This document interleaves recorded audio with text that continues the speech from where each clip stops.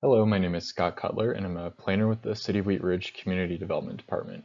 This is case number WS-21-02, which is a request for approval of a 6-lot major subdivision located in the Residential 3 Zone District. I'd like to enter into the public record the contents of the case file, the subdivision regulations, and this digital presentation. The properties within the City of Wheat Ridge and all appropriate notification and posting requirements have been met.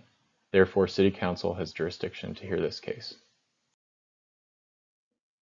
This is a 2020 aerial view of the property, which is outlined in red. It's about 1.3 acres in size, and it's located on the east side of Upham Street between 38th Avenue and 44th Avenue. Upham Street to the north is residential, with a mix of single-family to multifamily properties. To the south and east is the Stevens Elementary School property. West Metro Fire Department is located to the south, and to the southwest is an office building. Further south on Upham Street is the West 38 mixed-use building with apartments and retail spaces. The subject site is zoned Residential 3, R3, as are all of the properties in the area and to the north on Upham Street. R3 allows for a range of residential uses from single-family to townhomes and small apartments up to 12 units per acre. The mixed-use neighborhood zone is to the south and southeast, as are the vast majority of properties along 38th Avenue. This zone allows residential, commercial, and civic uses. The MUC zone district is to the southwest and includes more intensive commercial and residential uses. The subdivision regulations are found in Article 4 of the Zoning Code. A plat is a technical document that reconfigures lots, tracts, or parcels for sale or development. It removes, creates, or defines property lines, allows the city to evaluate right-of-way, and it allows the city to evaluate civil construction documents.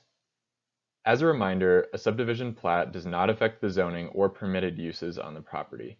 It enables development already permitted by the current zoning. It also does not look at site or building design. For this project, building design and placement will be reviewed at time of building permit for compliance with the R3 development standards. The purpose of this request is to create 6 developable lots based on the R3 standards. The plat will also dedicate 16.5 to 26.5 feet of right-of-way along Upham Street to make room for public improvements, which will include a 5-foot attached sidewalk, curb and gutter, and lighting. The reason for the large dedication is that the property line currently stretches to the middle of Upham Street in some places, meaning that a large portion of the street is not actually within city right-of-way. The plat also dedicates access, utility, and drainage easements and a drainage tract. This is an excerpt from page 2 of the plat document, which is Exhibit 3 in the staff report. Upham Street is to the west, and you can see the 6 lots, the T-shaped central drive, and Tract A on the east, and I'll provide more detail on the next slide. This is a zoomed-in view of the plat to show some more detail. The proposed private drive is shown in gray and will be located within a central utility, access, and maintenance easement.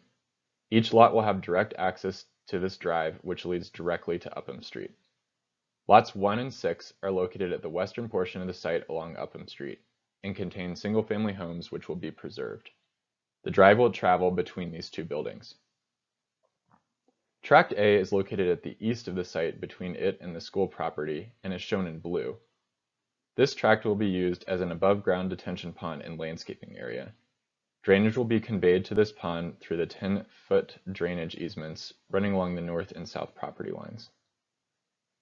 Staff has determined that each lot is developable under the R3 standards, which includes setbacks, lot coverage requirements, and on-site parking requirements. Lots 1 and 6 will retain the existing single-family homes, but are still developable for the future. Lots 2 and 3 are eligible for single-family homes only, given their size. Lots 4 and 5, at the southeast area of the site and adjacent only to the school property, are eligible to a single-family home or duplex, given that their lot size is larger. Based on the size of the proposed lots, no multifamily development would be permitted within this subdivision. And for this reason, staff will review proposed homes for each individual lot at time of building permit, rather than through an overall site plan. Since Wheat Ridge is not a full-service city, we sent the application on referral to outside agencies including fire, water, sanitation, and Excel, and also completed an internal review. There are no remaining comments on this application. Both the Planning Division and Engineering Division have found the plat to be approvable. Construction documents are under review by the Engineering Division for the public improvements on Upham Street and the drainage infrastructure. The construction documents will need to be approved before building permits can be issued. Before the hearing, the property was posted for 15 days and letters were sent to property owners within a 600-foot radius. Comments collected on Wheatridge Speaks will be reviewed by City Council and entered into the public record. At its hearing on October 21st, Planning Commission recommended approval of the request. Ultimately, staff has concluded that the request meets the subdivision regulations and all agencies can serve the property. It will allow the development of the site as permitted by the R3 zone district to proceed. For all of those reasons, staff is recommending approval of the request. Thank you.